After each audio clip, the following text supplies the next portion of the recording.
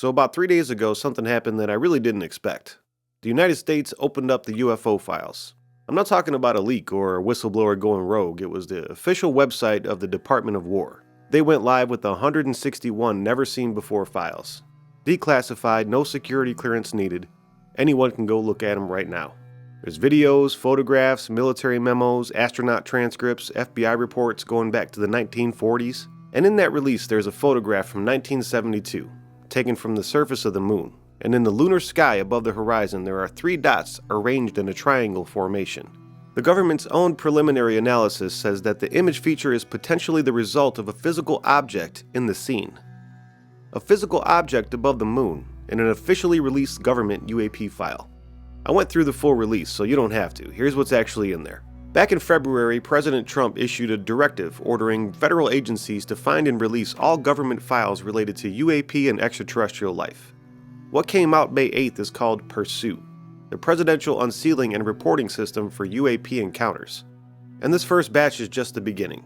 More files are coming every few weeks as agencies continue reviewing the material. And I think I heard Tim Burchett saying today that if you think these are crazy, then wait for what's coming because it's only going to get crazier. What makes this different from previous releases is the scale of it. This isn't one agency dropping a report. This is the FBI, NASA, the State Department, and multiple military branches all releasing materials simultaneously in one public archive. The White House posted alongside the release that I'm quoting directly here. While past administrations sought to discredit or dissuade the American people, President Trump is focusing on providing maximum transparency. The US government just acknowledged on the record that previous administrations suppressed this information. Like we didn't already know that anyway. Apollo 17 was the last time humans walked on the moon. December 1972, astronauts Eugene Cernan, Harrison Schmitt, and Ronald Evans.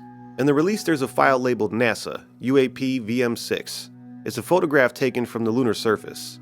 In the lower right portion of the lunar sky there are 3 small dots in a triangle formation.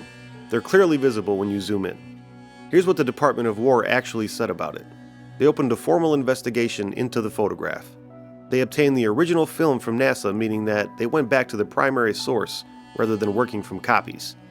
And their preliminary analysis describes the image as potentially showing a physical object in the scene. Not a lens flare, not a film processing artifact, a physical object. I'll be straight with you here because preliminary analysis isn't conclusion. They're still investigating, but the fact that they pulled the original film tells you that they're taking it seriously enough to go back to the original source. But what gets me isn't just the photographs, it's what the astronauts were saying out loud when they were up there.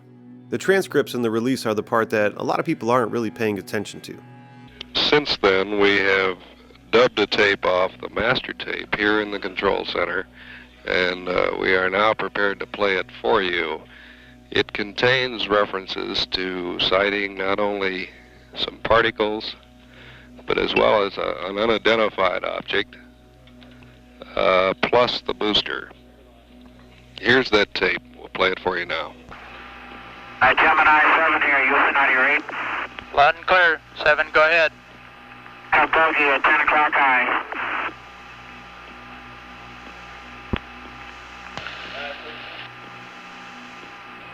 This is Houston. Say again, 7. So we have a bogey at 10 o'clock high. Roger. Gemini 7, is that the booster or is that an actual sighting? Oh, what? Say again, 7. Okay, we have several, looks like the 3 up there, actual sighting. You have any more information, estimated distance or size? And we also have the booster inside. Understand you also have the booster in sight, Roger. And we have very, very many, looks like hundreds of little particles going by to the left out about 3 to 4 miles. Understand you have many small particles going by on the left. At what distance? 4 miles. Large, looks like perhaps a vehicle that's disintegrated. Roger, understand they're about 3 to 4 miles away. They're past now, they're going to polar orbit. Roger, and understand they were about 3 to 4 miles away. Try the pier line, or further. Roger. Gemini 7, Houston, were these particles in addition to the booster and the bogey at 10 o'clock high? Roger. 7, Houston, this is 7. Go ahead. I have the booster on my side as a brilliant body of the sun against a black background, and with billions of particles around it. Roger. What direction is it from you? It's about at my 2 o'clock position. Does that mean it's ahead of you? It's affirmative. Ahead of us, 2 o'clock, slowly tumbling. Roger. 2 o'clock, 91. Gemini Control here again. The reference in that conversation to the third unidentified object, of course, the third object was bogey. There were several references to the bogey. This is the unidentified object, in addition to particles which appear to be headed in a polar orbit, you heard Frank Borman say, plus Jim Lovell discussing the booster. It was Borman who reported sighting the bogey. This is Gemini Control Houston at 4 hours, 24 minutes into the flight. Apollo 12 in 1969 had its own incidents. Astronaut Alan Bean described flashes of light sailing off into space. His exact words were, "It looks like some of those things are escaping the moon. They really haul out of here and just press off at the stars." Things escaping the moon from a NASA astronaut in an official transcript from a government UAP file. And Buzz Aldrin on Apollo 11 reported seeing what appeared to be a fairly bright light source. He also reported little flashes of light inside the cabin that were spaced a couple minutes apart while they were trying to sleep. 3 separate Apollo missions, 3 sets of highly trained astronauts, independently describing very similar things. That's not a pattern you just wave away. The Apollo material is getting the most attention right now, but there's a ton of other stuff in the release that's worth knowing about. There's a State Department cable from the U.S. Embassy in Tajikistan in 1994. American and Tajik pilots flying together witnessed a UAP corkscrewing across the sky, making 90-degree turns, maneuvering in circles at high speed. That's an official State Department diplomatic cable. There's an infrared video from 2023, U.S. Central Command. A UAP flying close to the ocean surface making multiple 90-degree turns at around 80 miles per hour. There's an FBI file with hundreds of pages of witness reports from 1947 to 1968, released now with fewer redactions than previous versions. And there's a Gemini 7 transcript from 1965 where astronaut Frank Borman, a military test pilot with thousands of flight hours, reported a bogey at 10 o'clock high about 4.5 hours into the mission. None of these reports are from civilians with phone cameras. These are trained military and scientific personnel with professional recording equipment filing official reports. But not everything in this release is unexplained. They included a 1948 report from military crew over the Netherlands who saw an unidentified aircraft. Intelligence officials did investigate this and concluded it was a jet using rocket assists. Case resolved. They put that in the release deliberately because they're showing their work. Here's what we looked at, here's what we found out, and here's what we didn't.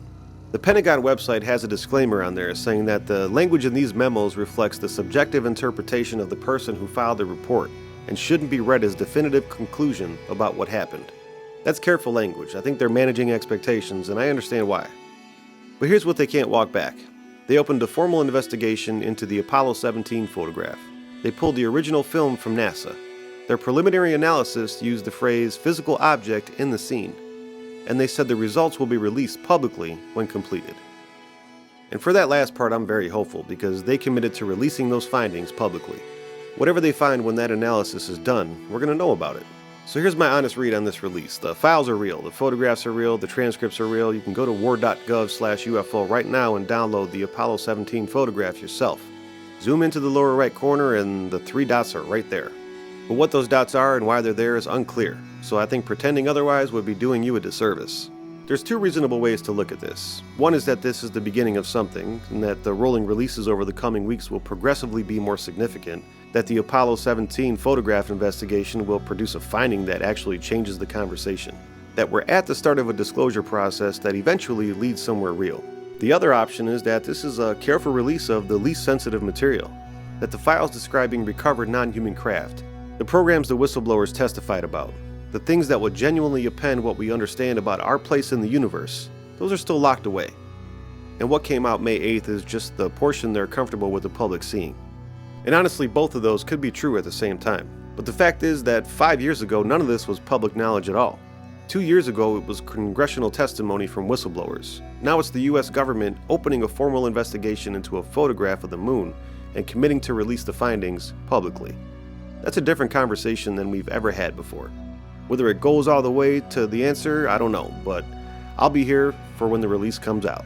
Everything in this video is publicly available right now at war.gov/UFO. No login, no clearance, you could just go there. The Apollo 17 file is labeled NASA UAP VM6. Download it.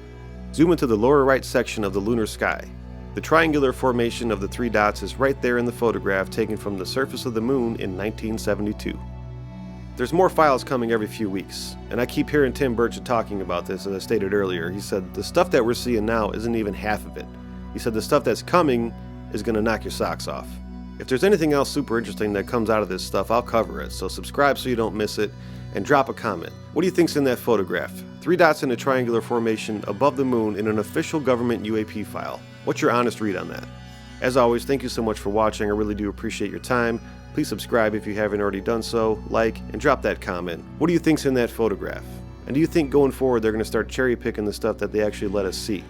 Again, thanks for watching, and I'll see you next time.